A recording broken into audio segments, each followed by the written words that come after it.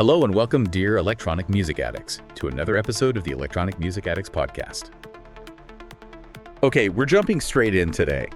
This deep dive is really about attention, I think, defining the global scene right now. You've got this amazing innovation happening, at the highest levels artistically, but then sharply contrasted with some pretty serious infrastructure and, trust failures on the ground. So our mission today is to give you the fast track, the comprehensive shortcut on three massive topics. First, a really mind-bending collaboration showing where music might be headed. Then, the always controversial results of the world's biggest DJ popularity contest. And finally, a really crucial safety warning about ticketing that, frankly, every fan buying tickets in Mexico needs to hear right now. Yeah, it's quite the snapshot, isn't it? We're basically looking at the future of how music gets delivered, you could say, with Cercle, then the current state of mass appeal with the DJ Mag list, and crucially, the sort of fragile foundation of consumer trust that's needed to make, any of it actually happen. That's the Fullpass issue. Absolutely. Let's start with the innovation, the spectacle, the big news. Tame Impala and Cercle. Kevin Parker's project doing a unique session with Cercle October 10th near Mexico City, CDMX. I mean, this is huge news. It really is. And what's striking is just how perfectly aligned this feels. Tame Impala's sound, especially lately, has really morphed, hasn't it? From that kind of psych rock bass into something much more polished, synthetic, electronic driven, really. Parker's essentially a producer first. Right. He kind of kills that whole genre debate again. Tame Impala brings the tunes, the musical pedigree, and Cercle, they bring the context. We've seen them put artists in just unbelievable places. The Pyramids, Grand Palais, they redefine live music. That's the core of it. It's not just a gig in a field. They're crafting a moment. And yeah, the event's free, but getting in, that exclusive registration on their site, it caused the usual chaos because spots are incredibly limited. There's selling scarcity, selling the experience, the location. And the location itself. Still secret until right before, somewhere out in nature near Mexico City. Yeah. Given Cercle's track record, you mentioned the Salt Flats. Solarity Uni expectations are just sky high. You expect something immersive, something visually stunning. And it does raise that question, why Mexico for this particular one? I think this really underlines Mexico's growing importance, not just as a market, but as a place where innovative, high-concept music events can actually happen. Organizers see potential there. Yeah, they're investing. I'm really curious how Parker's going to adapt tracks. The less I know, the better. Borderline. It can't just be the festival set. No, exactly. It needs that cinematic feel. The promise is a unique adapted set, which suggests, maybe a deeper electronic interpretation, something that fits the Cercle vibe, that ambient soundscape they always create. It's a real fusion of disciplines, visual and auditory. Definitely. Okay, so if that's the cutting edge of art and experience, let's pivot. Let's talk about the big global popularity scorecard and all the controversy that comes with it. The DJ Mag Top 100 2025 results. Ah, yes. The list, it's always a bit of a mixed bag, isn't it? I mean, we're looking at the biggest DJ poll globally, they say, over 1.4 million votes this year. And while people always argue about its validity, that sheer scale, you can't completely ignore it as some kind of indicator of media reach, at least. For sure. And the big headline, David Guetta, number one. Again, that's 5 times down. Ties Armin van Buuren's record. Yeah. And you got Martin Garrix at 2. Look at 3. So consistency right at the very top. But the real discussion is always further down, right? Inside the list. That's where it gets interesting, yeah. And you see the shifts, like Anima breaking into the top 10. That's a massive signal for melodic techno. It really confirms that audiences are not just accepting these deeper, maybe more emotional sounds, but actively pushing them into the mainstream. And Peggy Gou, of course. Right. Still huge visibility, largely off the back of It Goes Like Na Na Na. Just undeniable momentum from that track.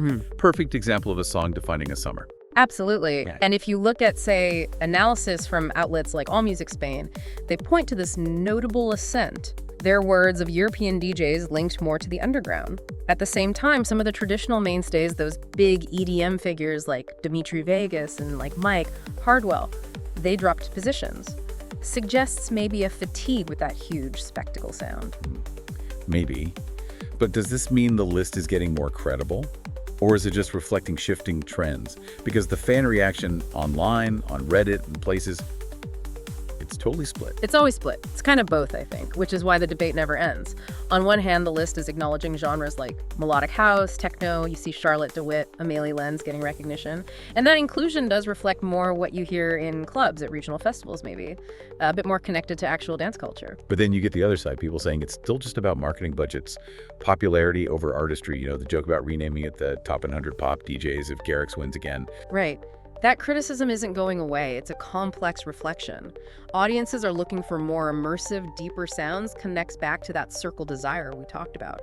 But the DJ Mag list itself, it's still primarily a thermometer of, well, media impact. How big is the promotional engine behind an artist? It confirms which genres have successfully scaled up. That whole reality of scaling up, of needing infrastructure, that brings us perfectly to our final and maybe most urgent topic today. The absolute necessity of consumer trust, and this serious warning about the Fullpass ticketing platform in Mexico. Yeah, it's a really damaging situation, especially when you consider the excitement for these big events in Mexico we just discussed. Profeco, Mexico's consumer protection agency, has issued a pretty strong warning, basically telling people to be very careful about buying tickets through Fullpass right now. And the reason? Hundreds of complaints, people not getting refunds for major canceled events, specifically Afterlife Mexico 2025 and Arcadia. We're not talking small amounts here. People plan trips, spend thousands. And what makes it worse is the reported lack of communication. Users saying they get silence, no emails back, no clear way to find out what's happening, waiting weeks, even months since the cancellations were announced.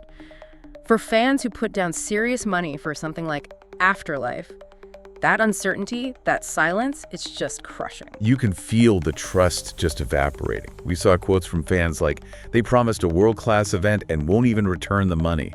That sums up the broken promise, doesn't it? It does. And the immediate result, people retreat. They say things like, okay, after this, I'm only buying from Ticketmaster again. They go back to what they know, even if it has its own issues. So Profeco's advice is basically, steer clear of Fullpass until this is sorted out, until refunds are happening reliably.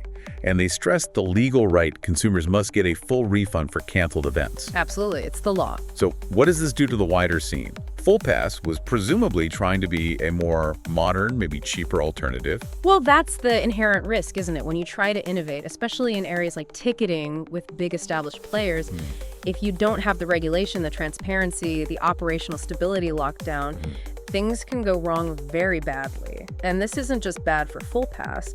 It really damages the credibility of any organizer in Mexico trying to use a newer, independent platform for the next cool event. It creates suspicion. Right. So zooming out, we've kind of seen these three forces pulling the scene. You've got incredible artistic ambition, the exclusivity with Cercle, then the massive audience trying to figure out its taste through the DJ Mag lens, and underneath it all, this fundamental need for trust, for reliable logistics, which is crumbling with situations like Fullpass. The creativity's there, but the foundations feel a bit shaky sometimes. That's a good way to put it. The demand is clearly there for these deeper, more unique, more emotional experiences. We see that desire pushing innovation, but that push often relies on these newer, maybe less regulated structures, independent promoters, maybe without the safety nets of the huge corporations. Which leads us nicely to our final thought for you, the listener. Yeah, something to mull over. Given this global hunger for more immersive, more transformative electronic music experiences, how much risk are you as a consumer willing to accept financially, logistically, to be part of that next generation of super innovative, but maybe untested, maybe unregulated music events? It's the constant calculation, isn't it, for the dedicated electronic music addict? Thank you so much for tuning into this episode of the EMA podcast. Don't forget to follow us for more information and analysis about the world of electronic music. See you soon. And remember, turn the world into a dance floor.